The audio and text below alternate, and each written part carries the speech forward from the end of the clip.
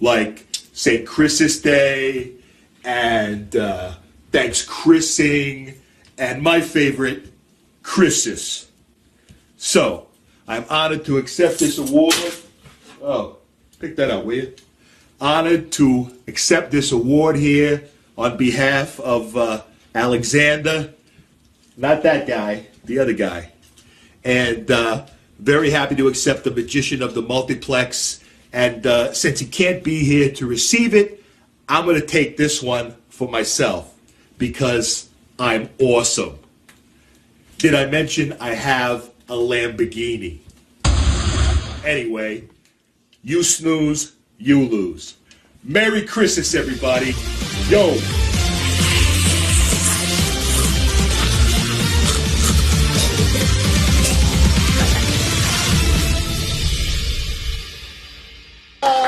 Cut away from that. We don't need to get inside him. Welcome back from our little side trip to Las Vegas. Hope you all enjoyed that awards ceremony. And once again, Scott Alexander. Thank you. Yes. Thank you. Thank you very much. Thank you. Oh, I'm so honored. I am so honored that he presented me with that award. That's fantastic. Okay. Let's see. I need to. All right, I need to borrow some money, and nothing too big because this trick really doesn't always work. So, who's got like a $5 or you got a $5 bill? Who's got a that'll work? Yeah, you got one? Oh, that's perfect. You got a 1, and these would be a little more impressive than a 1. Who's got a 5? You got a 5? All right. Oh, you do. Oh, look, you do have a 5. Wow, that's fantastic. That's fantastic. Look at that. That's great. All right. So, all right. So, but what is your name? Eric. Eric. Thanks for the $5 bill, Eric. I appreciate that. Eric's giving me the $5 bill. This is an incredible trick. You're going to love this. I've been currently studying Egyptian magicians and how they make paper and papyrus. This is a great trick. It's a fantastic trick. It looks like I'm really tearing that paper, doesn't it? You're going to love this trick. It's fantastic. The paper quality, although you tear it, there is a way in the process of mummifications that they did in ancient Egypt that they can actually fuse that together. That's how they can preserve the mummies for so many years. You're going to love this. This is great. All right, so all I have to do is just kind of weave this together. I've placed a little bit of oil from different herbs and spices on my fingers, and I just kind of just kind of massage this right back together in a fit of glory and magic happening. I love it. Well, that really didn't work out so good. So I tell you what, I think it might have to be a bigger bill. Can I have a 20? Let's try it with a 20. Do you have a 20? No, that's all right. We can do it with this. I'll get it. Don't worry about it. Okay. Yeah, I got it. So what was your name again? Eric. Eric. All right, Eric. I'll tell you what. And this is confetti. Wow. Since this is your bill, you can have a piece of it here. Hang on to that. That'll just to prove that we actually did what we said we were going to do. Because I actually can restore this using the magical hanky of Karnak right here. This is the magical hanky of Karnak. So what I do is I simply take this hanky, like the ancient Egyptian mummification people used to do, and they would fold this up like this using the sacred cloth. And then you can take all those pieces, and you can take those and you can kind of stick them down inside of here like this. Now, you see the ingredients that I had rubbed on my fingers, there's a few different things. One of them is a walnut oil. So walnut oil. If you use a little bit of walnut oil, that actually acts as an agent that causes the paper to kind of spread out and become porous, right? Then you use an egg, a raw egg. The albumin in the egg acts as sort of a glue, right? And that glue actually will combine those papers back together. Now, then you're left with a sticky bill, so you also need to use a lemon. Now, the lemon juice actually acts as an agent that pulls out all the excess, just sucks it right out of those pieces, right? And that way, it can restore the bill just with a little bit of jiggling. It will all go back together again, just like this.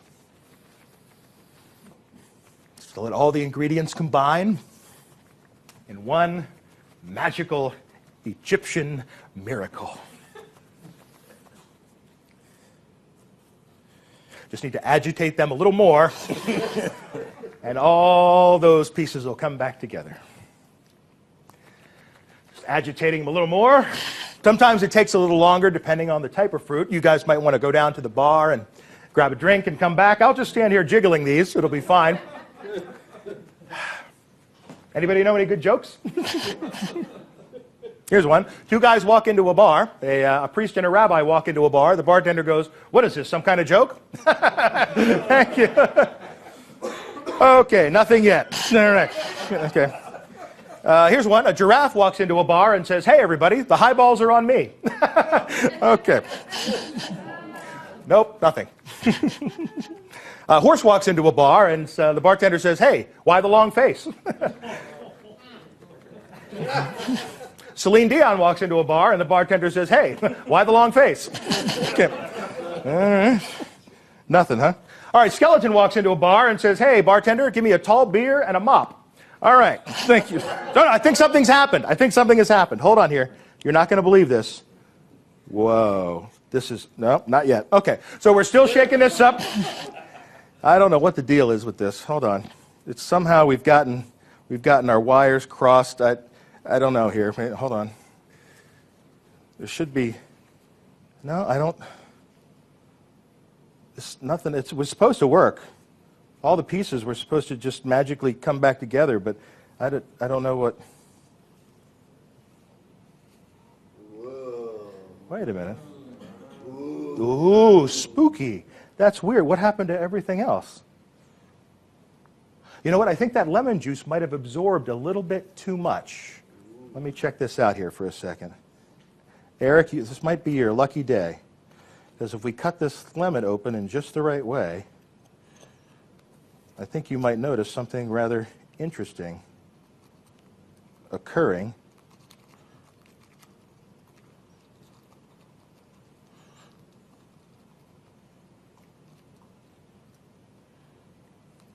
Inside of there is an egg, and inside of the egg is a walnut, and inside, hold on a second here. Eric, come up here for a sec. I'm going to take that walnut and isolate it right there inside the bag, and right now, it's hammer time. There you go. Can't touch this. Okay, now hold on to it. Okay. What I'd like you to do is to place that right there on the hardwood floor and bang that as hard as you can. Yeah, go ahead. Yeah. Boom! Pick it up. I'll take the hammer because you're starting to scare me. I want you to reach down in there amidst the crushed pieces of walnut and tell me what you find. There's a bill. There's a bill. It's a bill. I think the power of the Egyptian magic worked. Pull that out. I'll take the pieces. I'd like you to unfold that. You do have a remaining piece there, don't you? Here, check this out. I'll unfold it for you. And if we look right about there, that 5 has been completely restored. Does that piece fit? Perfectly. Perfectly. Just like that. Thank you. That's my 5. Okay. All right. Cool. So there you go. That's a classic plot, the bill in the lemon and the egg and the walnut.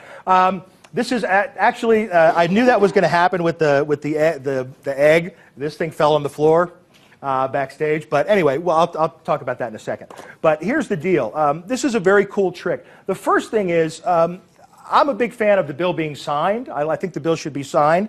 But I started thinking about the torn corner, and I said, well, wait a minute. Why does it have to always be a corner? You know, it doesn't have to be a corner. So we could actually do it without saying, here, you take the piece, and that's important. Just make it an afterthought. After the bill is destroyed and falls on the floor, you pick it up and you put the piece, and you just say, here, just take a piece. It doesn't matter. And then when the bill is restored, you have this interesting picture, of a centerpiece missing rather than a corner, and that goes in there and fits perfectly. And it's just really, it makes just a really interesting visual there, I think. So to do this trick, there's not a whole lot of explanation necessary, but I'll just run through it quickly for you. As far as the egg goes, I'll get to that in a moment. But for the lemon, you'll notice that what I did is, on the other side of the lemon, it's obviously, been open and glued back together. But what I do, let me pop that apart. What I do is, so you know how to glue the lemon back together, I cut a little tooth, a little registration mark there, all right? So that I know exactly how it goes back together. And these are kind of winter lemons, and they have a thinner skin. But a summer lemon has a thicker skin, and you can get a really nice seal and a really nice join if you have a little reference point like that, and you line it up and seal it together. With a summer lemon, it's almost perfect. And to glue that back together, I use super glue. Okay?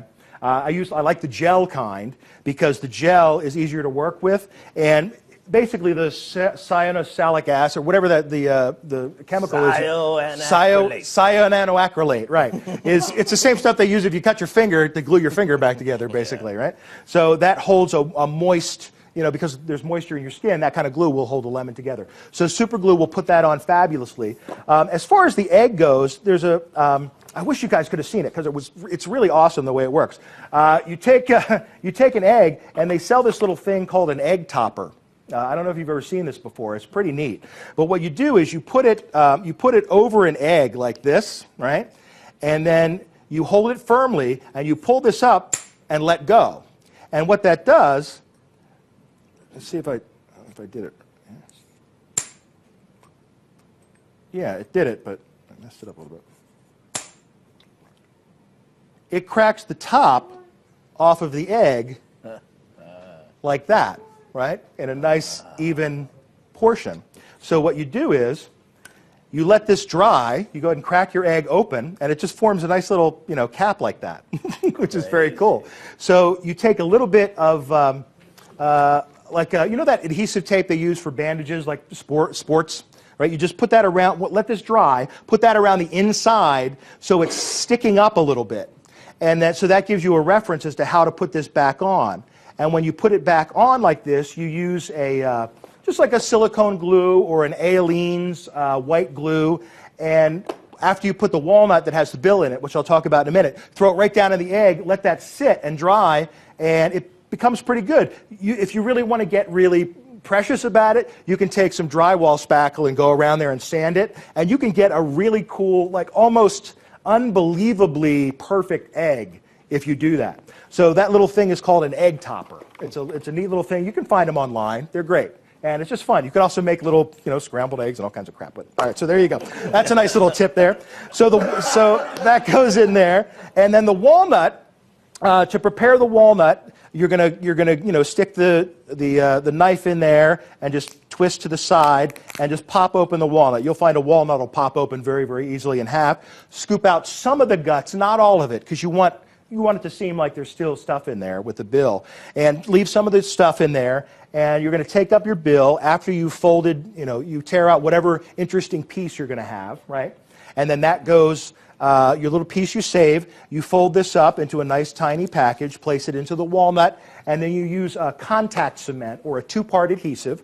Put one around one surface of the nut, one around the other surface of the nut, touch them together, and you let them dry for about a minute or two. And then once they contact, that's why they call it contact cement, you're not going to get that sucker apart unless you break it. Okay? And the other interesting tip about this that I'll tell you that I haven't seen anyone do is breaking the nut in a bag. Because typically when people do the orange, lemon, egg, nut thing, they'll do it with a person's ring, and they'll use a nut cracker, right? The thing about that is, though, that anytime your hands do this, it's suspect. Not to mention you could actually mess up the person's ring. But anytime your hands come together to crack that nut, you could just shove it in there. People could, you just shoved it in there. It's not a big deal. But if it's isolated in a plastic bag like this, you give the guy a hammer and he smacks it, there's no doubt that that was in the walnut. And that's extra proof that, makes it convincing. So then he can remove it himself and show the pieces of the bill. So those are all the reasons why I like this. I actually do have, and probably coming out next year sometime, is a different version of this that's a signed bill, and it's going to work differently. So it'll all work in the hands. There'll be no devil's hank involved, which is going to be really cool. It's not quite done yet. There's a couple pieces missing. But this was the place I started to create that. And I think this is just still a wonderful routine that has a place. Paul Daniels, for years, did the same type of trick in his act. And his DVDs, it's on there too. But I think it's a great trick, and I think because Bill and Lemon has been done so much and been seen, if you do something like this, I think the audience really hasn't seen it as much as they've seen it Bill and Lemon. So there you go. Now, Scott.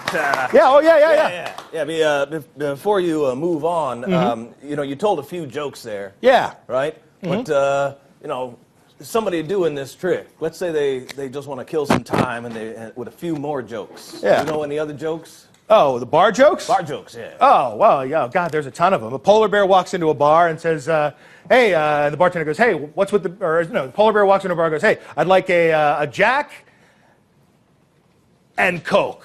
And the bartender goes, hey, what's with the big paws? He goes, I don't know, my dad had them too. Snooky walks in with a duck. Oh, Snooky, oh, that's right, yeah.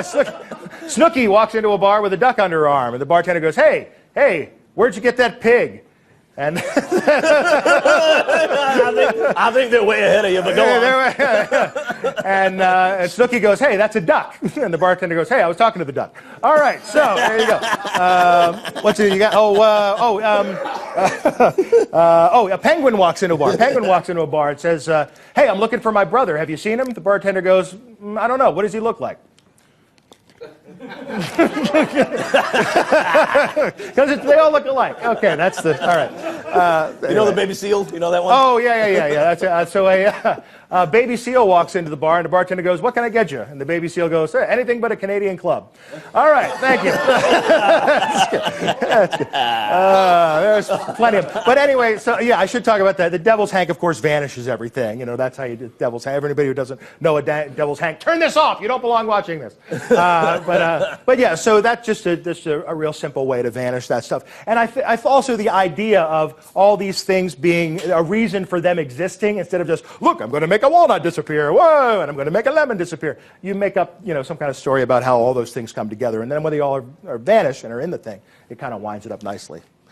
Does that answer your question nicely? It does, yeah. Fantastic. What else we got tonight? Yeah, super cool. Super cool, man. Jack Frost, ladies and gentlemen. All right, yeah, well, you know what we got? I'm going to give you a little break because we actually have a premiere of a new show. Now, as you may know, there's a certain group of touring magicians that are doing a very popular show these days. As a matter of fact, they're appearing on Broadway right now. But their newest upcoming venture spawned a little show that I think you'll be interested in. We have the preview for it. Let's take a look at that.